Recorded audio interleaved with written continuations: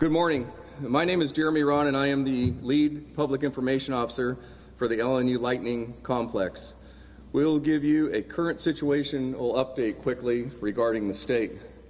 Over the past 72 hours, California has experienced a historic lightning siege that has resulted in approximately 10,849 lightning strikes across the state, causing more than 367 new fires.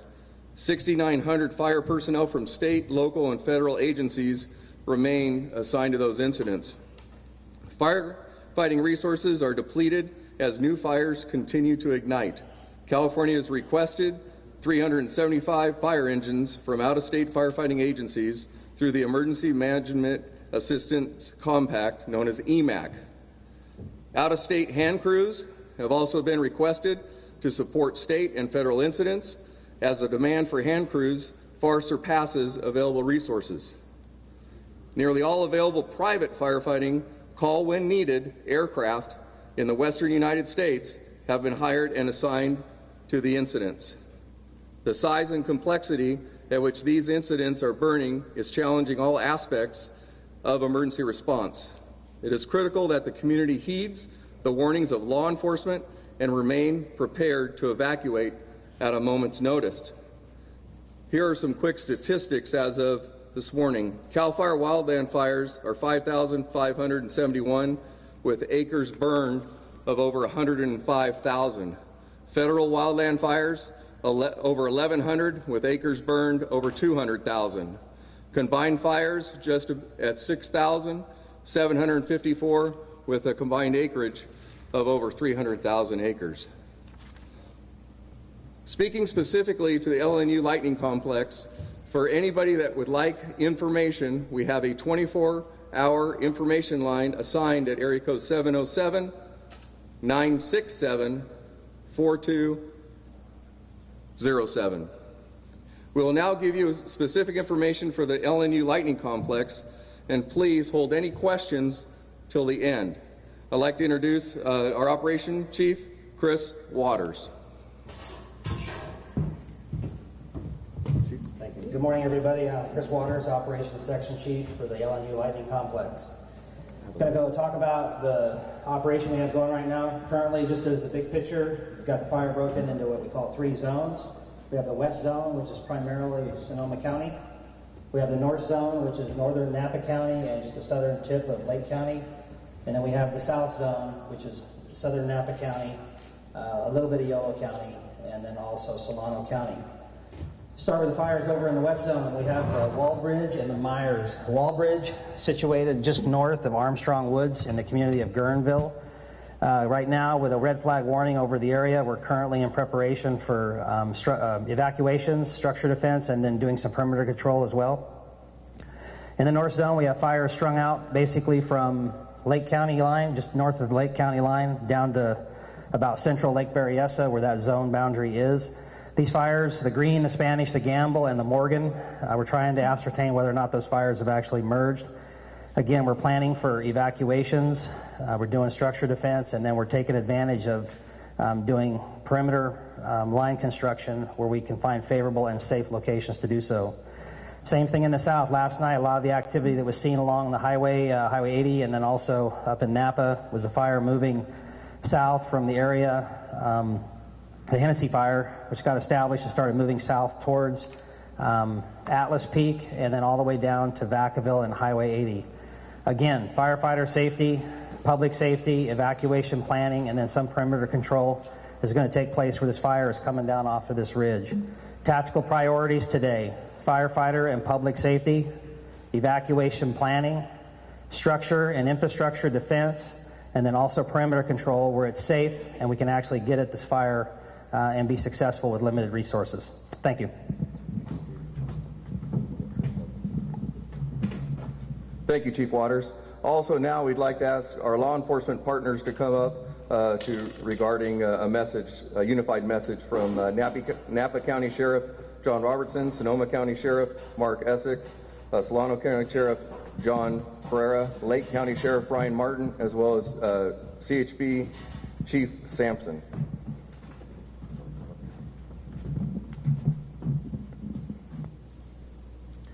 Good morning. My name is Mark Essick. I'm the Sheriff of Sonoma County. I'm here with my colleagues today from Napa County Sheriff, Solano County Sheriff, and Lake County Sheriff, and our local CHP command to talk to you about evacuations. First off, I want to acknowledge that this is an incredibly emotional and stressful time for many of us who have endured many fires and natural disasters over the last couple of years. We realize that this is a trigger point for many in the public, and we ask that you please go to your plan. We've all been working on this for the last couple of years. Go to your plan, be ready, follow the plan when it comes time to evacuate. You will notice that all of our agencies here in a unified front have put together a high-low siren system. So when your neighborhood or your area that you live in is under an evacuation, you will hear deputies from Sonoma County, Napa County, Lake County, and Solano County in your neighborhoods with the high-low siren. The high-low siren is unique. It means it's time to go. High-low means it's time to go. So we ask that you listen for that. Deputies will be in your neighborhood along with other law enforcement partners to help you evacuate and direct you to areas of safety. We know that you're more prepared than last year, as I mentioned, but please follow evacuation instructions that are coming to you through official channels. If you think you're in danger, please be ready to go. Prepare your belongings, prepare your go bag, and be ready to go. If you are in fear of your life, be ready to go and make that decision to go.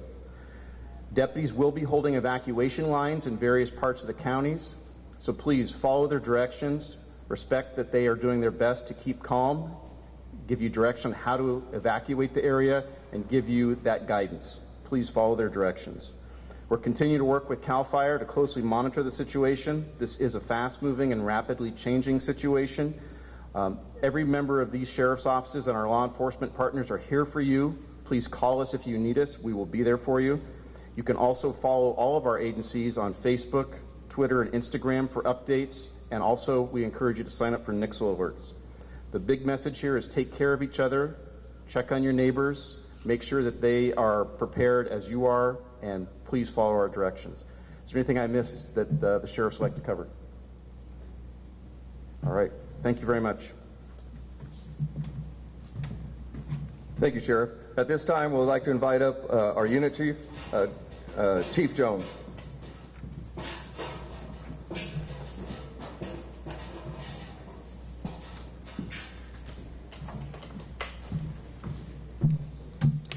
Good morning. Thank you all for listening in today. Over the last 72 hours, our firefighters in Sonoma, Lake, Napa, Yolo, and Solano counties have been fighting fires that have occurred from the lightning siege. The LNU complex is very large, and acreage this morning was estimated combined to be over 42,000 acres. I have to tell you that the lightning strikes that Chief Ron explained to you this morning that have occurred over all of California, 60 fires approximately materialized from those lightning strikes within the counties I mentioned. Unfortunately, several fires got away from us, and with the resources that we had available to us in the unit, it expanded beyond our abilities, and we asked for some assistance from one of our incident management teams. And Chief Cavanaugh with Incident Management Team 2 is here and has taken control or command of the incident. I'd like to say that the resources that have been on these fires for the past 72 hours are the same resources that have been out there for the last 72 hours. They are fully engaged and happy to do so to protect you. However, it is imperative, you heard the message from our cooperators, from our law enforcement, from Sheriff Essick and all of the counties standing behind him. You have to evacuate when we ask you to. Please heed the warnings and the orders. It is for your protection and ours. If you are helping us, then we can help you protect your property. Thank you very much. Please be safe. Thank you, Chief. Now I'd like to invite up Incident Commander Chief Cavanaugh. Yeah, good morning and thank you. So the past 24 hours here on the LNU Lightning Complex has been pretty dynamic with not only the fire growth and the fire behavior that we witnessed yesterday and also overnight into the early hours of this morning. We had new starts that took off yesterday that have made it more complex from some lightning holdovers that started out yesterday. So right now, geographically, the LNU complex, we are in 5 counties. What that means is cooperation. And the folks standing behind me and everybody else that's involved in these incidents, it's about cooperation and communication. That is the key to success. That is the key to getting the message out to the public and to all of our cooperators. So I would like to thank everybody for the cooperation and communications that we're establishing. As we look at today, the fire weather, not only in this region, but throughout the Northern California, it's a tough day today. It's possibly with the hot, dry winds that may occur this afternoon that may hamper some of our control efforts. We are sharing resources up and down the state as there are many large fires that are occurring in different counties. As Chief Jones just alluded to, resources are stretched thin. But the main key that I want to talk on, everybody behind me has already talked about this, is the evacuation orders. Please, if there's an evacuation order, please adhere to that order. Do not come back into your residence or your area if there's an order. What that does is, and you get impacted with fire, you're putting your life at risk, you're putting the lives of the law enforcement that's out there that's trying to help do those evacuations, and you're putting the lives of all the first responders at risk if you become trapped. The other key message is you don't have to wait for evacuation order. As already been stated here, if you have a go bag, have stuff packed up, ready to go, if you feel any type of threat whatsoever, make that decision. Make that decision to please leave your home. Last thing we want is for people to be trapped in their homes and not be able to get out. Also with evacuations, as we go, our key is to try to get people back into their homes as quick as possible. We do not like to have people evacuated, but we have to do that for the safety of everybody's lives and the public out there. With that, once again, please adhere to those orders when they do come around. We're in this for a long haul. And so these communities down here in the counties that we're in over the last few years have all been impacted heavily with fires. The communities there's been tragic incidents down here, not only with loss of life, but also with the loss of infrastructure and homes. But one thing I do know, the communities are strong down here. And with the help of everybody behind me and the help with you, we'll get through this. I appreciate it, and everybody have a good day. Thank you. Thank you, Chief. As we've mentioned, this is a very dynamic incident. It is rapidly expanding, but we will have just a couple minutes for a few questions if anybody has a question they'd like to ask. Yeah, right over here on the side. Yeah, the update for the fires that are burning in Vacaville and in Winters, is that part of the LNU complex? Correct. All of the fires that are within those areas are part of the complex itself. We will be working on more specific information as it's confirmed for those specific fires in those counties. Right now, if for the current time, if everybody could go to the social media pages, we push out updates morning and afternoon, and any evacuations, orders, or warnings will go out throughout the day, or any significant information throughout the day. So we send an update out in the morning, typically by 7 a.m. and 7 p.m., and then we'll get the specific information in there as it is confirmed. Do we have any confirmation on homes at this point or anything in those two areas in Yolo County and Solano County in that area? Within the entire complex, yes, we do have confirmation of homes. As of this morning, it was 50 damaged and 50 destroyed. We do anticipate that number to be larger than that. It would be safe to say there's multiple buildings that have been damaged or destroyed beyond that amount, but we need to confirm those numbers before we get them out. Thanks. Question? Hi, Jeremy. Phil Barker from the Press Democrat. It seems like compared to some other big fire events of the last few years, we're not seeing a ton of air support. I could be wrong about that, so correct me if I am. What's the reason for that? Are you getting what you need or close to what you need? And is there any chance of increasing that air power? As you look at the state of California, we are very challenged in getting the air support we need on most of all fires that we have throughout the state. Right now, the air support that we are getting has been prioritized, and it's worked through a system to be specific to this fire as well as any new fires. As we learned yesterday, we had multiple new fires that did come to light that we've had to go into work on extinguishment or containment. Do you have any idea of total air force that you have in this complex right now? As far as helicopters, we have 5 helicopters that are assigned to this incident, and then we have numerous other air resources that, as they come available, will be brought into the incident to support it as we can. And Chief, you want to add to that? When it comes to the air assets that we have air assets that are assigned, but for when there's new starts throughout the state, or those air assets have to be pulled.